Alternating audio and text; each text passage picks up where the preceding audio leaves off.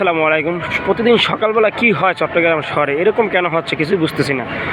সম্মানিত দর্শক, প্রতিদিন সকালবেলায় চট্টগ্রামের আকাশে চারো কোণায় বিভিন্ন জায়গায় শুধু মেঘলা আর ঠান্ডা হিমেল হাওয়া দেখা যাচ্ছে। বিশেষ করে রমজানকে কেন্দ্র করে এই শেষ রমজানের দিকে আসলে আবহাওয়াটা খুবই সুন্দর, একদম মেঘলা হয়ে আছে, খুবই ঘনীভূত, মনে হয় যেন যে কোনো মুহূর্তে বৃষ্টি হতে পারে, এরকম আবহাওয়া হয়ে আছে। আর বিশেষ করে গতকাল সিলেটে যে পরিমাণে বৃষ্টি হয়েছে, শিলাবৃষ্টি, অনেক মানুষ ক্ষতিগ্রস্ত হয়েছে এবং এখানে অনেক গাড়ি এবং কাঁচা যে ঘর রয়েছে, টিনের ঘর ভেঙে অনেক মানুষ আহত হয়েছে।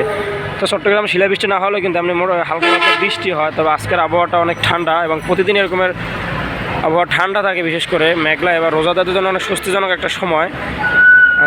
তবে দুপুর হয়ে গেলে কিন্তু তখন এই সময়টা থাকে না, তখন আরও বৃদ্ধি পায় মেঘলা। অনেক রোদের চাপ পড়ে দুপুরের পরপর, তবে আবার অনেক বেশিরভাগ সময়টাই মেঘলা এবং সুন্দরভাবে সময়টা কাছে শহরে। এই ছিল চট্টগ্রামের সর্বশেষ খবর।